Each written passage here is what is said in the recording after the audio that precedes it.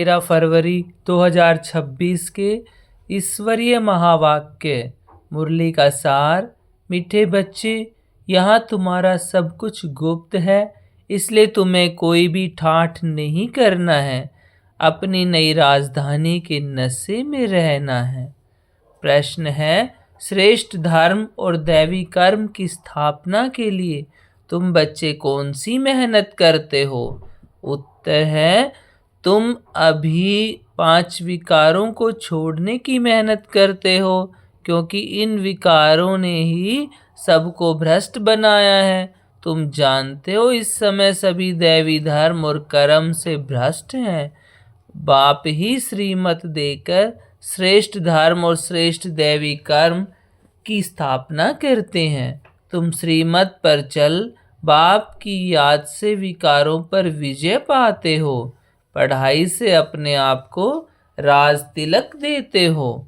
गीत है, तुम्हें पाके सारा जहां पा लिया, जमी तो जमी आसमां पा लिया।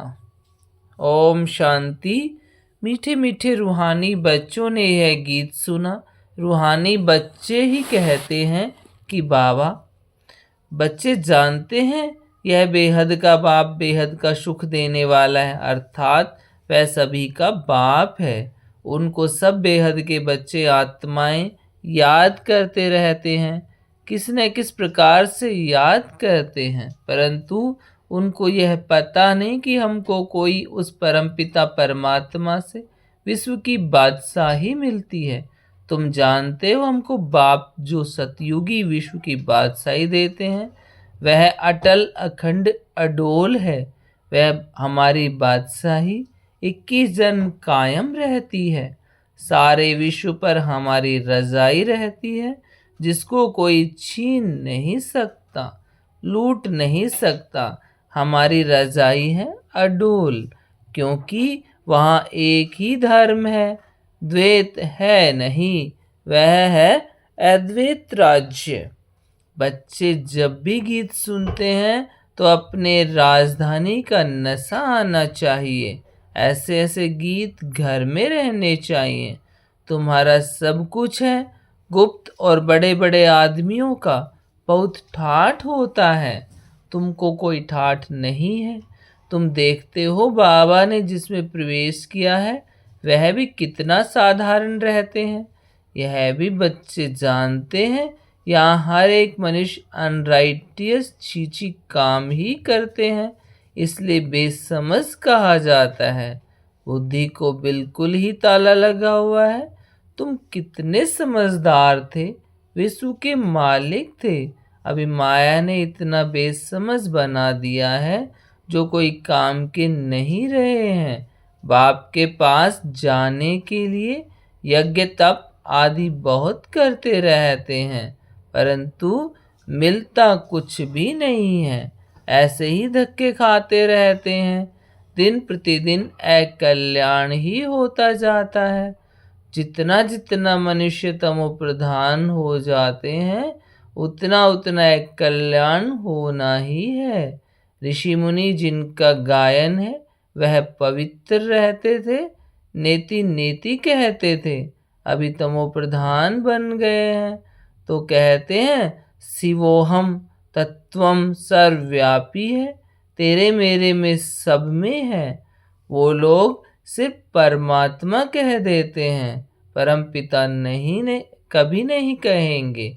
परमपिता उनको फिर सर्वव्यापी कहना यह तो रोंग हो जाता है, इसलिए फिर ईश्वर व परमपिता कह देते। पिता अक्षर बुद्धि में नहीं आता है, करके कोई कहते भी हैं तो भी कहने मात्र। अगर परमपिता समझे तो बुद्धि एकदम चमक उठे। बाप स्वर्ग का वर्षा देते हैं, वह है ही हेवनली गॉड फादर। फिर हम नरक में क्यों पड़े हैं?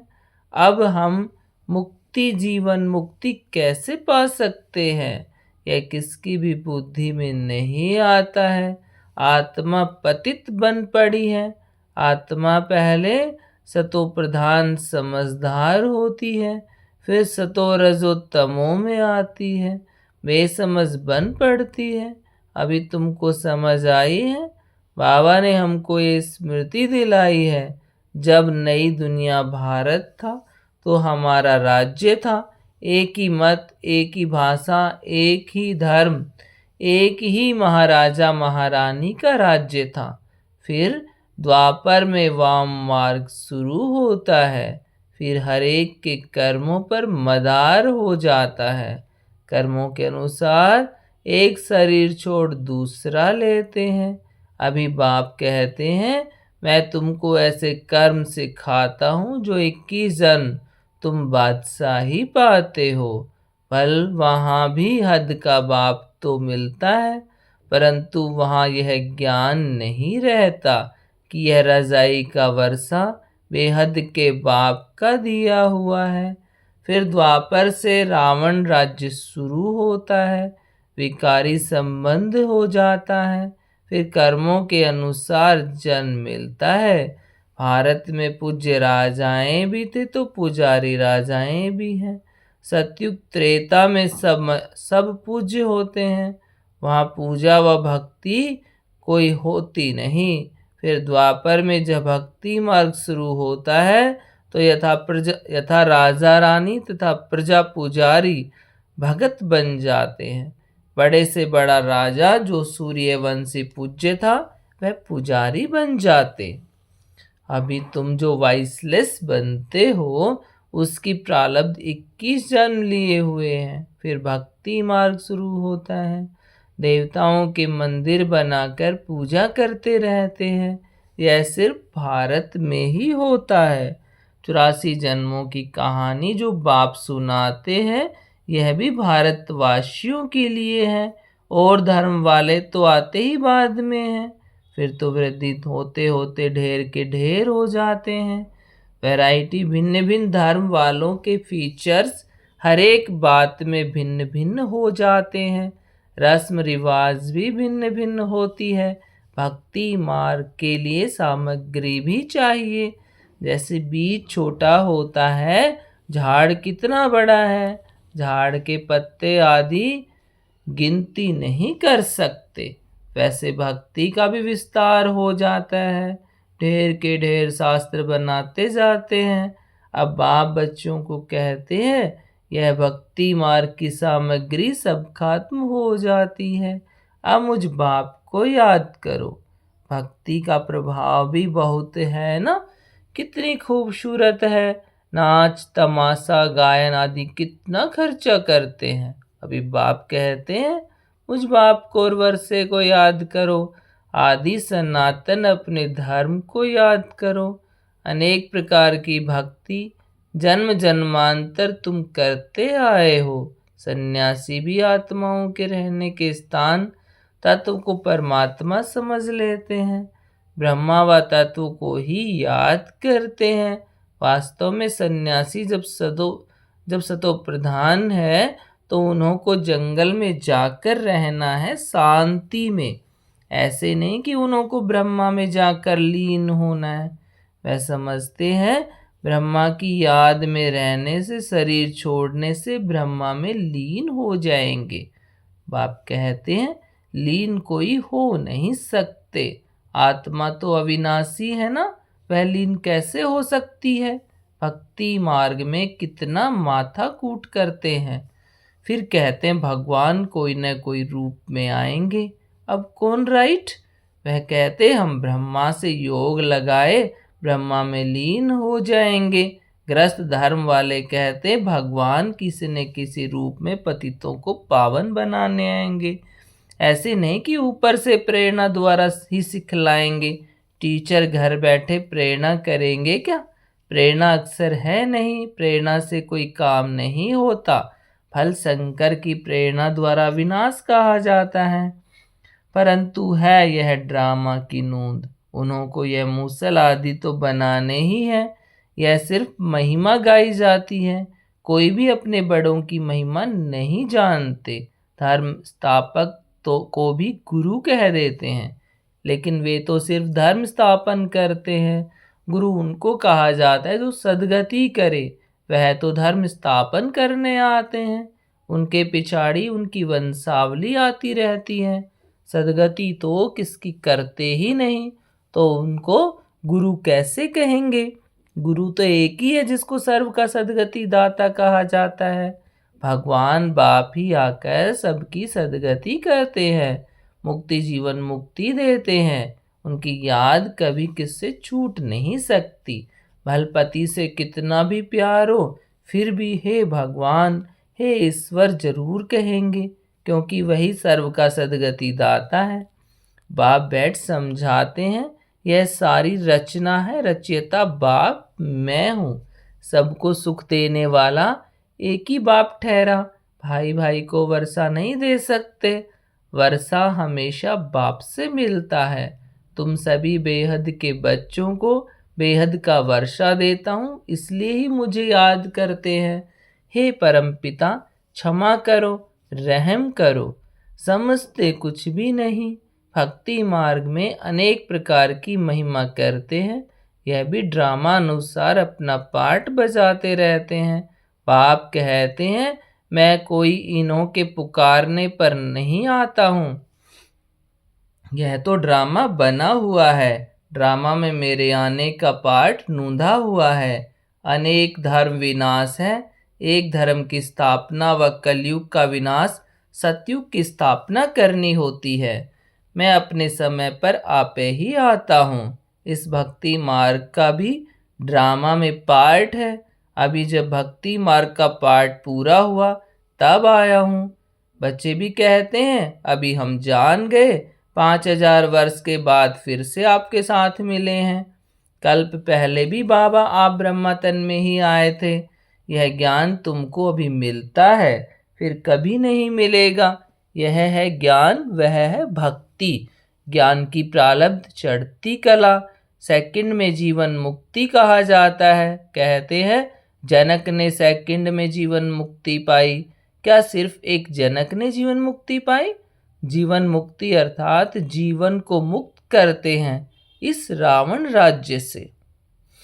बाप जानते हैं सब बच्चों की कितनी दुर्गति हो गई है, उन्हों की फिर सदगति होनी है। दुर्गति से फिर ऊंच गति, मुक्ति जीवन मुक्ति को पाते हैं। पहले मुक्ति में जाकर फिर जीवन मुक्ति में आएंगे, शांति में फिर सुख धाम में आएंगे।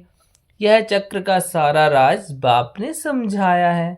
तुम्हारे साथ और भी धर्म आते जाते हैं, मनुष्य सृष्टि वृद्धि को पाती जाती है। बाप कहते हैं इस समय यह मनुष्य सृष्टि का झाड़ तमो प्रधान जड़ जड़ीभूत हो गया है।